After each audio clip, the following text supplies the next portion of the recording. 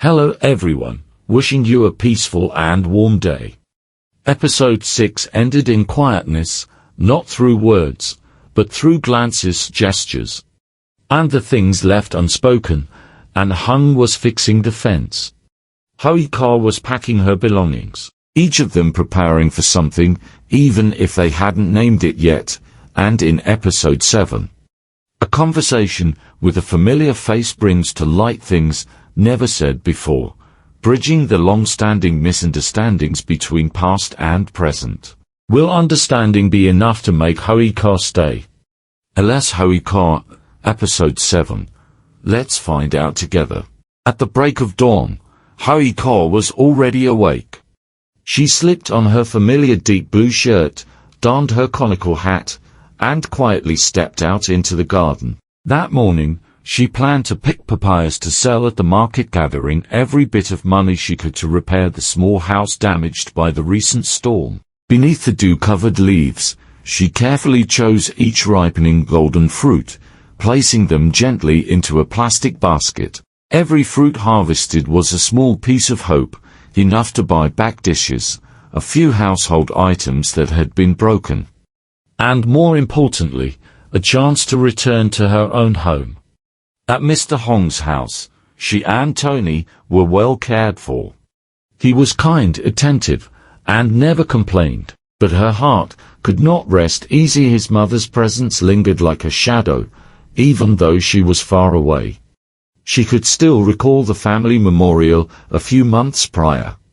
Back then, she and Hung had appeared together among the gathered relatives. She remembered choosing the most modest outfit, speaking as gently as possible, bowing with utmost respect. Everything had seemed to go well, until Hong's mother suddenly stood up without warning, without raising her voice, and said in a tone that silenced the entire lively table, "Who do you think you are, wanting to be with my son?"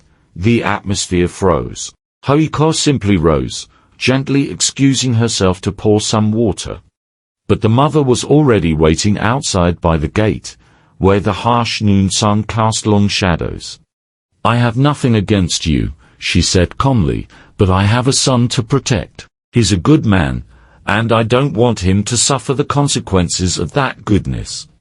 One sentence like a period at the end of an unfinished story. That was the only time they had spoken alone. Now, as Hoai Ca picked up the last papaya, she let out a soft breath. It was time to go back. She needed a life where she didn't have to tiptoe around someone else's presence. She needed a home for Tony, and for herself. At the market, Hoai Ca set down her basket in a familiar corner. The sweet scent of ripe papaya drifted gently on the morning breeze. Each fruit had been carefully chosen at dawn, plump, golden, spotless, as if polished by sunlight. Shoppers paused, turned back for a second look, and soon gathered to ask. An old woman bought two for offering. A street vendor exchanged some change.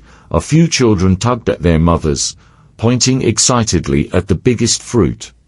The sounds of market life, questions, laughter, coins clinking created a rhythm as familiar as the heartbeat of a countryside morning. Her basket emptied quickly. Each papaya carefully passed from her hands to the customers, from the customers' hands into a woven bag, like slices of calm being shared one by one. Among the bustle, she kept a soft, steady smile. No loud calls, no urgent selling, just a sincere gaze and a gentle thank you were enough to keep people coming back. When the final papaya was sold, she smoothed her shirt and let out a quiet sigh. The basket was empty, but her heart felt full of gratitude, and of a small, tender hope awakened by the sunlight. After packing up, she didn't go home right away. Instead, she took a quick detour to the household goods section. She needed some new bowls and plastic tubs. Most of her kitchenware had been swept away or broken during the storm. Hoai Ca chose each item with care, holding them in her hands, testing their sturdiness. When done, she paid and left, carrying her new things and a growing sense of reassurance and maybe a little excitement too.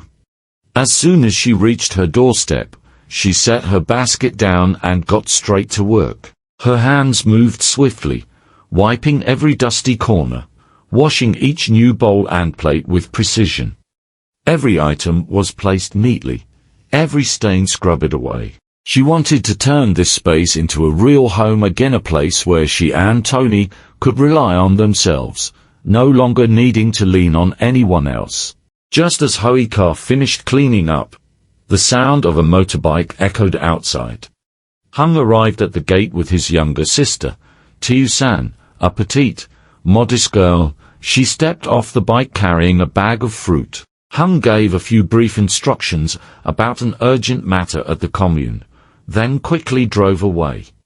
Tuan handed the fruit to Hoai Ca, explaining that she'd heard from her brother about the recent storm damage to her house, and had finally found the chance to visit. They sat down by the table to share tea, catching up after a long time apart. Hoai Ca asked how Tuan had been lately.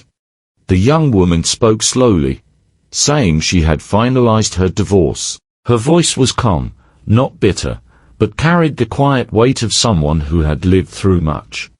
Hoai Ca didn't press further, just gave a quiet nod. They had both walked hard paths, and didn't need many words to understand one another. After a pause, Tuan smiled and said that Hoai Ca was luckier than she was because now she had met someone like Hung, a man who cared and protected. Hoai Ca didn't answer right away, just returned a soft smile. A moment later, she spoke quietly, telling how, after the storm, Hung had brought her and Tony home, prepared a room, laid out pillows and blankets, and even bought milk for the boy. They had everything they needed there, yet she still couldn't shake the worrying. The thing that weighed on her most was Hung's mother. Hearing this, Tuan paused, then shared a memory. Before their father passed away, their mother used to be gentle and composed. But after that loss, she changed, becoming guarded, strict, and especially wary of anyone entering their family's life. She said that ever since their mother found out about Hung being involved with a divorced woman who had a child, her reaction was fierce. To their mother, just the words divorced and has a child were enough to conjure up a tragic image. She believed Hung was walking into a mistake, one that would cost him deeply. Hoai Ca listened in silence, neither defending nor reacting. Her eyes drifted to her hands, rough from months of rebuilding her home and her life. There was no anger left in her, just a quiet ache one felt by someone who had already been broken, and now found herself judged simply for having survived. Tuan recalled one moment when she caught their mother secretly looking at a photo of Tony on Hong's phone. That time, the harshness was gone from her face. In Tuan's eyes, their mother didn't hate Hoai Ca or Tony, she was just struggling with something her heart hadn't yet accepted. After a while, the conversation shifted. Tuan said she could only stay for a short while, as a colleague would soon return to pick her up. Hoai Ca glanced at the basket of fruit on the table and smiled.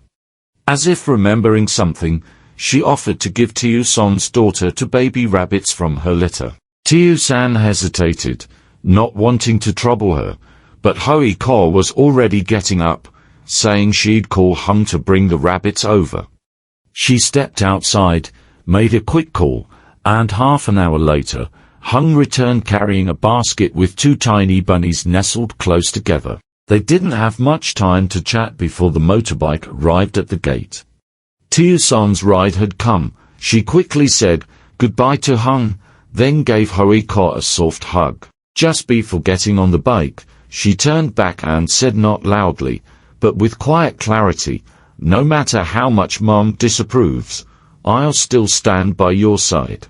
The iron gate clicked shut behind her, leaving the yard bathed in noontime sunlight and the faint smell of damp leaves after the last rain. The sound of the motorbike faded into the distance, replaced by the soft chirping of birds hidden in the trees. After Tuan left, the courtyard slowly returned to its familiar quiet.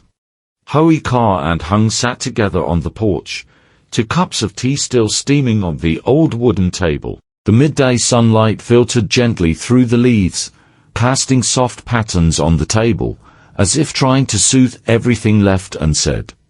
Hung glanced at her, his voice calm and unpressing. Just a quiet gesture of care. What did you and Tuan talk about? Hoai Ca simply smiled, her eyes steady, offering no rush to explain. Tuan's visit, brief as it was, felt like a gentle breeze brushing through the deepest corners of her mind. No comforting words, no grand promises, just a look of understanding, a sincere sentence, and somehow, that was enough to remind her she wasn't alone. Then she looked up at Hung, no hesitation, no detour. Her voice was soft, measured, but firm. I'll move out, probably soon. The words hung in the still air, like a fine line drawn through the warmth that had just begun to return. She didn't want to deny the kindness he had shown, nor did she want to use that kindness as a reason to stay. Even if her heart was tangled in uncertainty, this was something she needed to do. Hung didn't respond right away. He only gave a small nod, as if he had already sensed it coming, as if he was quietly holding back the things he wasn't ready to say. Between them was silence, not distance, but respect. A space filled with understanding and waiting. A gentle afternoon unfurled across the fields, golden sunlight stretching over rows of soil. A breeze stirred, carrying the earthy scent of damp grass and the sweet promise of young rice. Hoai Ca crouched low between furrows, her hands deftly plucking weeds, but her heart was far from still. Since noon, her thoughts had circled around the talk she'd had with Hung, the decision she had made to pack up and bring Tony back to their old house. After countless days of repairs and effort, that little home was finally secure enough to shelter them from sun and rain. She knew returning was the right thing to do. Staying in his house forever wasn't a solution, especially with the silent presence of his mother still lingering between them like a shadow. But even as her mind accepted the logic, her heart hesitated. She had grown accustomed to the mornings when she woke to the sound of him boiling water, the comfort of meals where someone waited, the quiet nights when someone gently tucked Tony in. Though unspoken, she knew Hung had become a part of her life that she didn't know how to lose. Not long after Hoai Ca headed to the fields, Hung returned home. The afternoon sun tilted across the yard, dew still clinging to the edges of leaves, but his footsteps were slower than usual. He didn't ask anyone to join him. Instead, he wandered the market alone, as if he wanted to keep today's preparations quietly his own. He paused a long time in front of the vegetable store, picking out slender, pale bamboo shoots. At the butcher's, he carefully chose a piece of pork shoulder, lean, tender, humble ingredients, but wrapped in unspoken remembrance. He remembered how Hoai Ca had marveled at the first taste of stuffed bamboo shoots, how Tony had devoured the sweet and sour ribs, licking his lips afterward. And when he passed the seafood stall, he stopped again, this time in front of the live crabs. Their claws gently tapped the sides of the basket. He guessed mother and son had likely never tried them. This meal, it wasn't meant to be festive, just full, kind, and quietly special. Back home, he moved into the kitchen. The space slowly filled with the aroma of caramelized shallots and fish sauce, drifting on the afternoon breeze. Hung wasn't one for elaborate meals, but today, each knife stroke, each spoonful of seasoning was slow, meticulous, as though he were cooking not just a meal, but a gentle goodbye, folded delicately between flavors. He worked steadily, chopping and stirring. Now and then, he paused to watch the steam rise from the boiling pot. In that soft mist, he imagined Hoai Ca flitting through the kitchen, hair tied high, sleeves rolled, murmuring for Tony not to play near the power cords. He smiled to himself at the memory, then turned back to the bamboo shoots, the crabs, the ribs, arranging them like fragments of memory served warm on a plate. By then, the table was nearly set, nothing extravagant, nothing showy, just the dishes he knew they loved. A plate of vegetables, a bowl of soup, all holding the quiet affection of a man who didn't say much, but whose care showed in every detail. When everything was nearly done, he stopped by the small shop down the road. The 2-tier birthday cake he had ordered earlier was waiting, soft white frosting, delicate flowers, and in careful lettering, "Happy Birthday, Hoai Ca." He cradled the cake gently, then wandered into the accessories aisle. Under the warm glow of the ceiling light, his eyes lingered on a rack of hairpins. He chose 2 dainty, graceful, just like her eyes each afternoon as she watched her son laugh in the yard, holding them. He smiled to himself, imagining her clipping one in, catching him looking, and half smiling, half scolding in that shy way of hers. With those humble gifts in hand, he rode home. The evening wind tangled in his hair, and the light touched his face with golden softness. His chest felt calm in a way he hadn't expected, like something quiet and sure had settled inside him. Back home, Hung parked his motorbike gently. Then, as if a thought suddenly struck him, he stepped into the kitchen, crouched down, and carefully hid the birthday cake in the bottom shelf of the cupboard. The meal he had prepared was covered with a large food cover, so neatly arranged that no one could have guessed there was a whole little celebration underneath, warm, sincere, and meant just for the mother and son. Everything was ready. It was time, not just to bring her home for dinner, but to bring her back to warmth, to a space where someone waited in silence, where love was ready to be spoken aloud. She had just returned from the fields, her shirt sun-faded, her arms and legs dusted with dirt, but her smile was intact, the kind of smile that made the world feel softer amidst all its heaviness. The 2 of them quickly headed back home, and like a gentle husband, he nudged her to go take a shower, to wash off the fatigue of a hot afternoon. While waiting for her, Hung took the chance to tidy up the table he had so carefully prepared. He lifted the food cover with gentle hands, straightened every dish, placing a ceramic plate beneath the soup bowl to keep it from burning the table, adjusting the stuffed bamboo shoots so they looked perfectly round, sprinkling toasted sesame seeds over the sweet and sour ribs until they glistened. Every now and then, he glanced toward the bathroom, ears perked for the sound of water stopping. His heart fluttered with anticipation, like a boy preparing for his very first important date. When she finished, he dried her hair like he always did. His hands moved gently, steadily, running through her damp strands like they were something fragile and precious.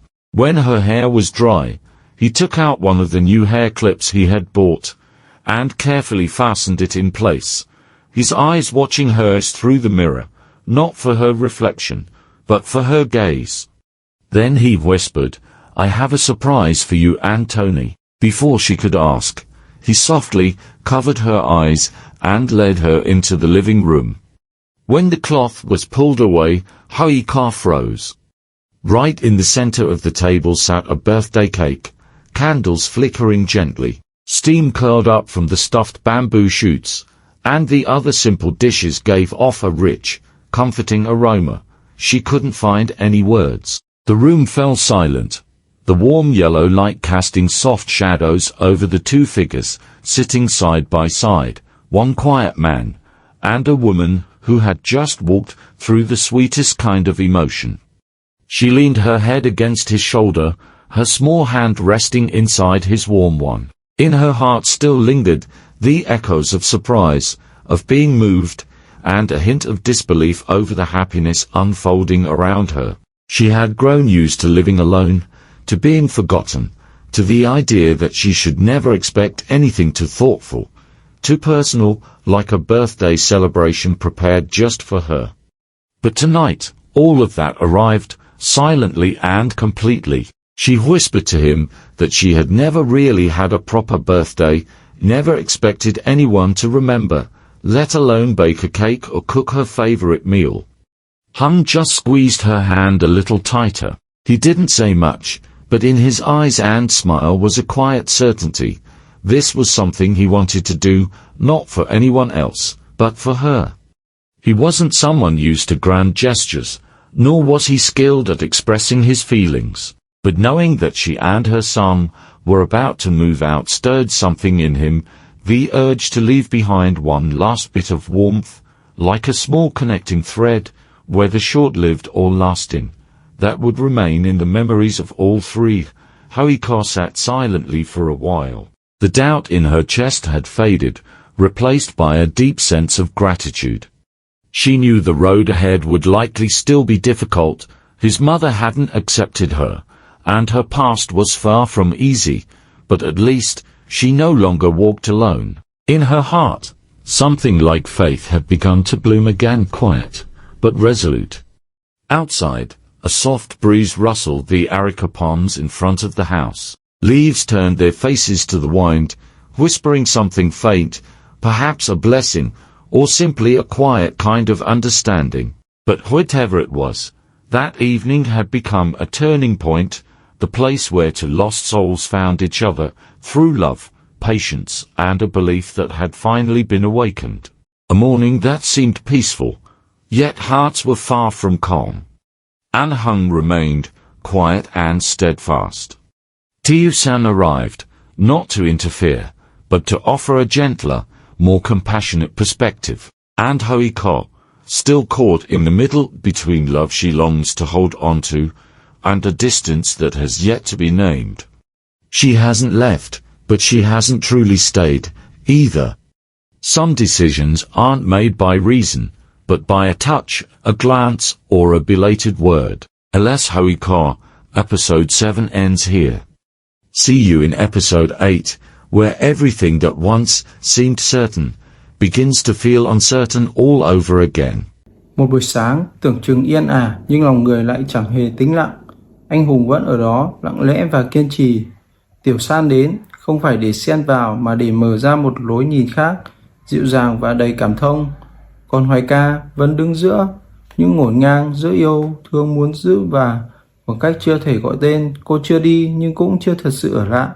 Có những quyết định không đến từ lý trí, mà từ một cái siết tay, một ánh mắt hay một lời nói muộn màng. Lý Hoai Ca tập 7 khép lại ở đây. Hẹn gặp lại cả nhà trong tập 8 khi mọi điều tưởng chừng đã rõ ràng lại một lần nữa trở nên chênh vênh.